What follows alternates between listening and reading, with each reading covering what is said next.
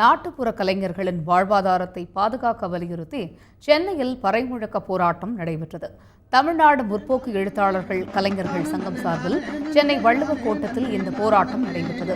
அரசு விழிப்புணர்வு பிரச்சாரங்களில் ஈடுபட்டவர்களுக்கான நிலுவைத் தொகையை வழங்க வேண்டும், நல வாரியத்தில் பதிவு செய்வதற்கான வழிமுறைகளை எளிமைப்படுத்த வேண்டும், நாட்டுப்புற கலைஞர்களின் வாழ்வாதாரத்தை பாதுகாக்க நடவடிக்கை எடுக்கப்பட வேண்டும் என்பன உள்ளிட்ட 10 அம்ச கோரிக்கைகளை வலியுறுத்தி இந்த பறைமுழக்க போராட்டம் நடைபெற்றது.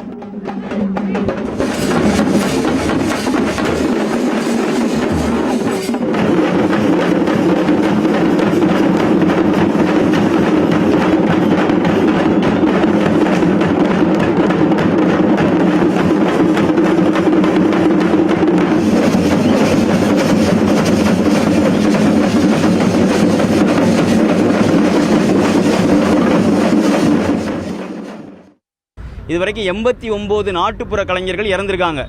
அந்த 89 கலைஞர்களும் அதில் குறிப்பாக ஒரு 20 கலைஞர்கள் பிரச்சாரம் பண்ணும்போதே இறந்துருக்காங்க. ஈமக்கிரிகை நிதின்னு ஒன்று தர்றாங்க, அது இன்னும் கொடுக்கப்படவே இல்லை. அந்த 89 கலைஞர்களும் இறந்ததற்கு பின்னால் தரக்கூடிய அவர்களுக்கான இறப்பு நிதி கூட இன்னும் தரப்படலை. இன்னமும் போராடிக்கிட்டே தான் இருக்காங்க. அதற்கப்புறம் பார்த்தீங்கன்னா நாட்டுப்புற கலைஞர்களுக்காக வழங்கக்கூடிய கலைமாமணி, சுடர்மணி, வளர்மணிங்கிற பட்டம் அது யாருக்கு வழங்கப்படுது அப்படின்னா, யார் சாதகமாக இருக்காங்களோ அவங்களுக்கு மட்டும் வழங்கப்படுது.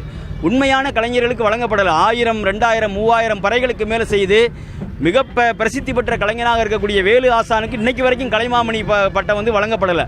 ஏன்னா இதுலேயும் அரசியல் பாரபட்சம் இருக்குது.